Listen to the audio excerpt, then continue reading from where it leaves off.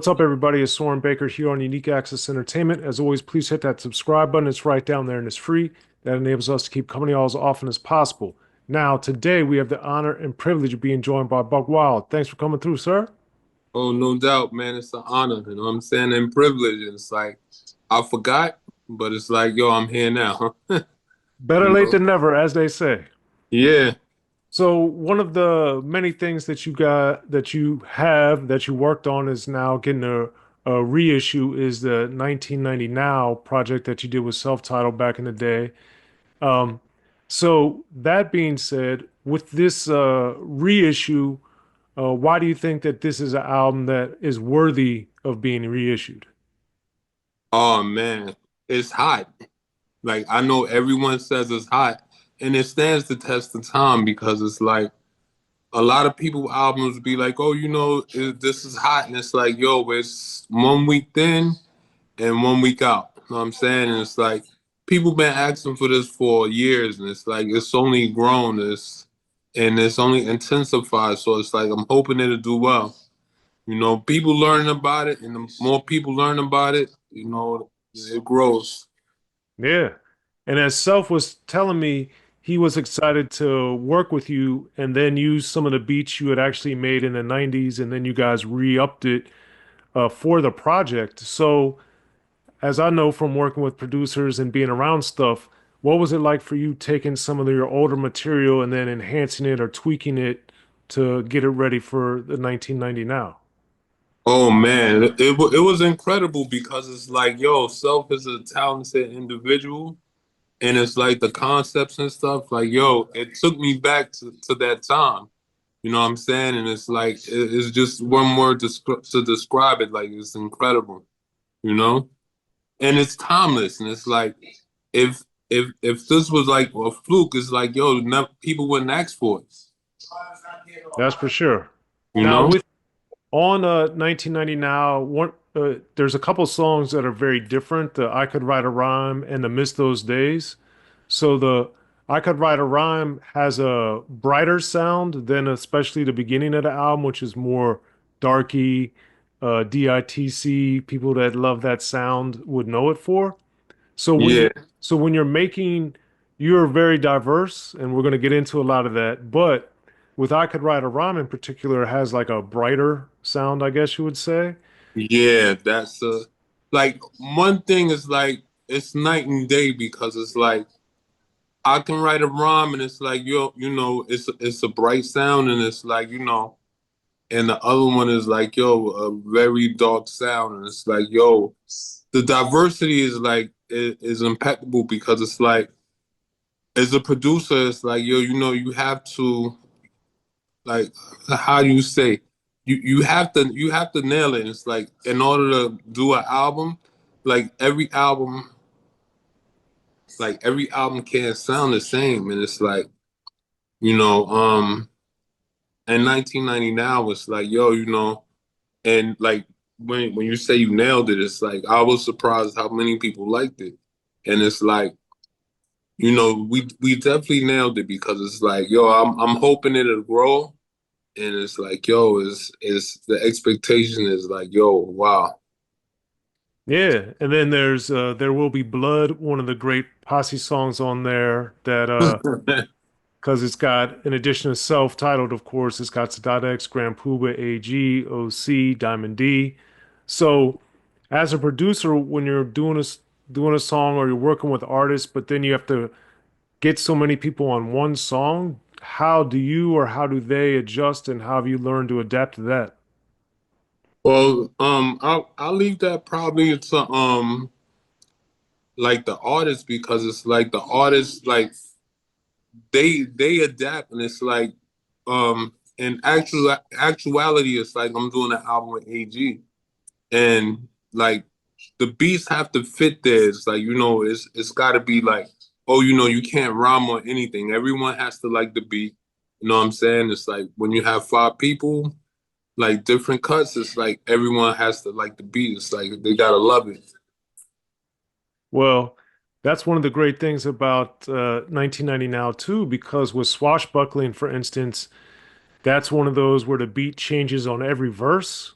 Yeah, So So obviously people have been doing that for a while. You've been great at doing that and making these changes, but that song in particular, Swashbuckling, do you remember why you decided to change it for every artist that was on there?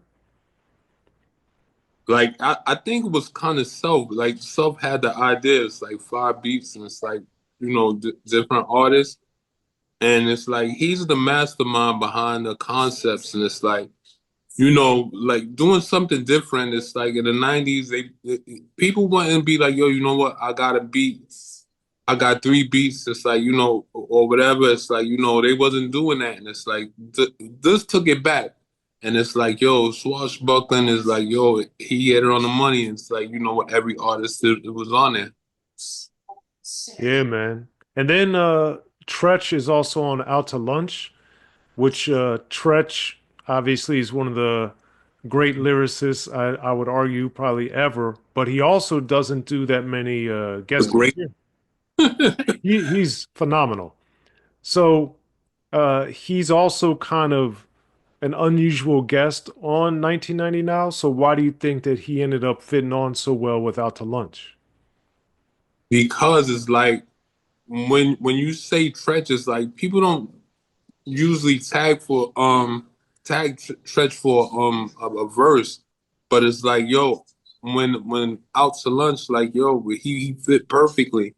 And it's like, with Celph, and it's like, yo, it was incredible. It was an incredible record, because it's like his style is like, yo, his style is like no other. And it's like, he rhymes like Eminem, but it's like, yo, matter of fact, Eminem took his whole style from him. It's like, yo, you know what? And that's that, man. It's like he's a dope person, you know what I'm saying? Yeah, no, Treach is a monster. Yeah, Um, and Self, I think, obviously does a great job throughout 1990 Now, but the Miss Those Days song, I really enjoyed it because when it came out in 2010, it was talking about the 90s and how great that era was. But listening to it now and with the reissue, it's amazing hearing him after the 90s, but now 15 years later, thinking of it, those days.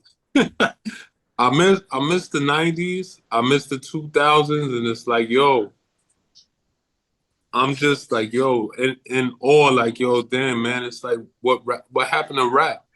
Rap was so competitive where it's like people like, yo, but get together and get in the studio and be like, yo, I'm gonna murk this nigga, and it's like, and this was the word. It's like, and go have a bite to eat afterwards, and it's like, yo, like nowadays people say, I can't say I'm a merc, but it's like, yo, we gonna all say the verses, and we gonna go sing Kumbaya.